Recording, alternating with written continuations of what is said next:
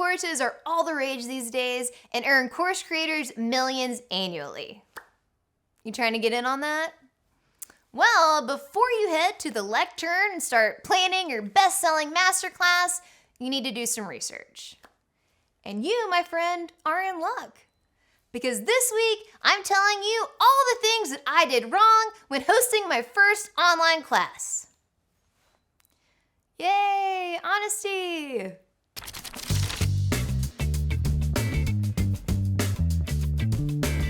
So how long did it take us to plan, create, and execute the course?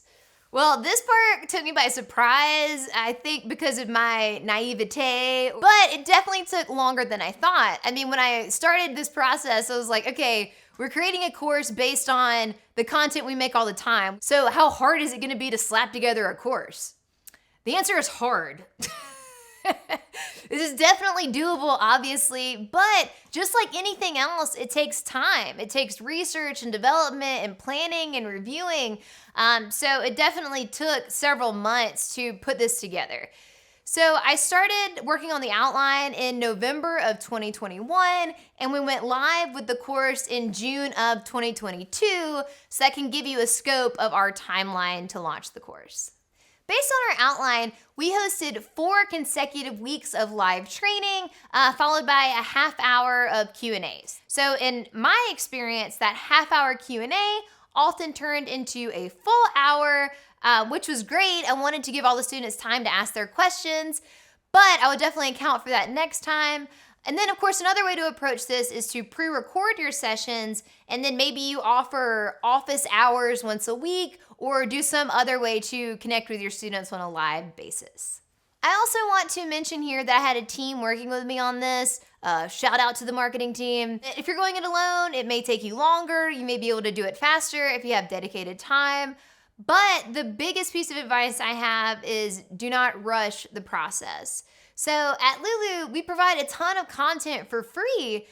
So it was really important to us to make sure that since we were asking people to pay for this course, we were giving them something really valuable. So as you're creating your course, keep in mind that you're not only asking for an investment of money, but also time. So don't phone it in.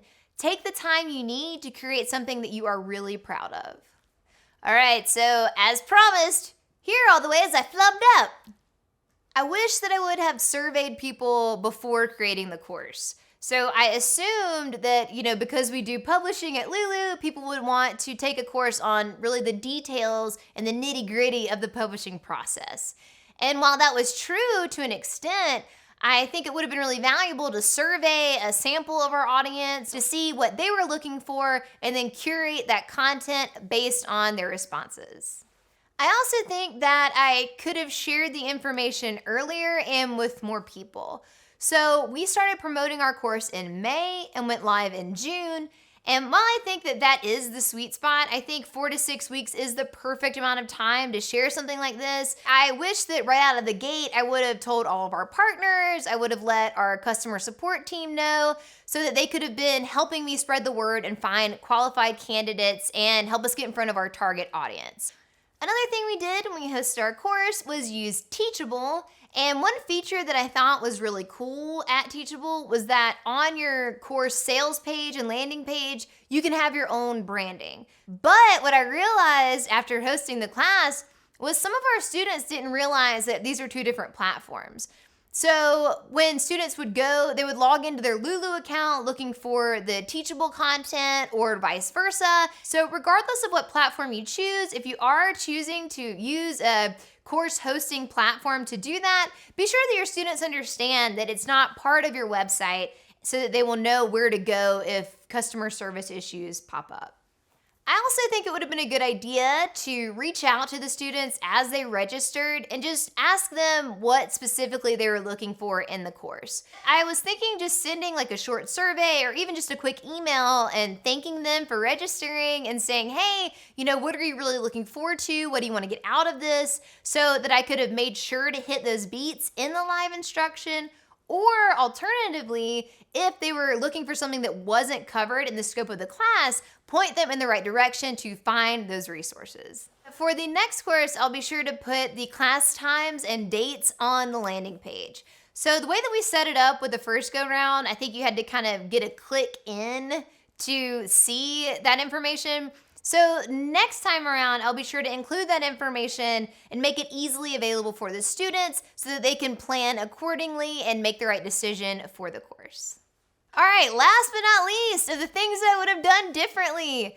So in our workbook that we had for our course, we had action items or things that we encourage the students to do after every week of training. I think it would be helpful just for a frame of reference and practice to have gone through some of those exercises. So I think the next go around, we will add that, and I would just recommend to anyone who's creating a course, if you do have kind of action items or homework that you are assigning each week, make it fun. Incentivize the students to go through the process. In spite of all of that and all the things that I did wrong, we were still able to create a course that was successful and added value for our students. So let's end this on a high note.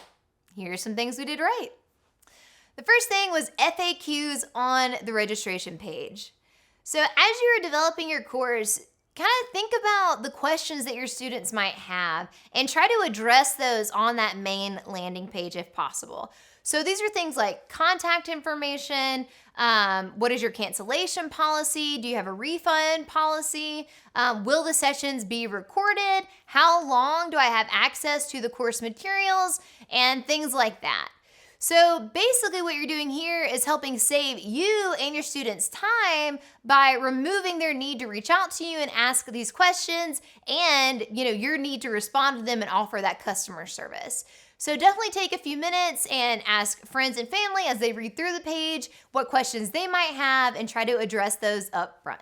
Next up is workbooks. So we created a workbook to accompany our course, and I think this was a great idea because it allowed us to explore more topics and dive deeper into the information. We were able to include more stuff that we couldn't cover in the live training. So I think that that was definitely a great value add for our course.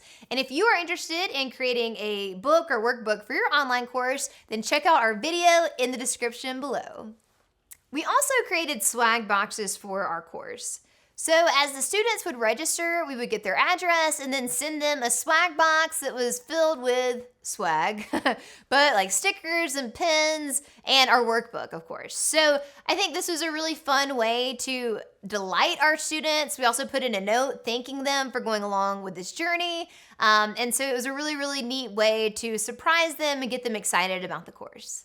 Another thing we did that was really valuable was send out a survey after the class ended.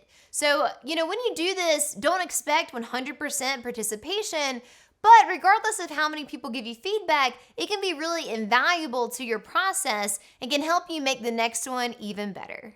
We created a Discord channel for the course. So this is a really neat kind of experiment that we did. We had never done this before, but creating a Discord channel specifically for our course allowed the students to just keep the conversation going outside of class hours. And even when the course ended, it was a really cool way to see our students communicating and connecting with each other and sharing their successes and asking questions and helping each other through the process and sharing just their different insights and perspectives. So I thought that that was a really, really great addition and definitely something that we would replicate in the next one. Next up is presentation. So I mentioned this a little bit earlier, but I wanted this to look really different from the live trainings that we do at Lulu, like the one that you're watching right now. So we changed the studio set, we elevated the lighting and changed the way that we approach that. And I wanted to make something that felt exclusive and aesthetically different than what we offer for free. Last but not least, give yourself time to review. So after you finish your course, let it breathe for a minute. Give yourself time to send out a survey and really consider the responses. Ask your students what they liked and what you can improve on for the next one. And just give yourself that time to reflect on what worked so you can make the next one even better. There you have it. So those are my top fails when approaching this course for the first time. So I hope that this will be helpful to you in creating something that's really valuable for your audience and your community. Do you have any embarrassing stories to share? Drop them in the comments below, hit like, hit subscribe, and we'll see you next time.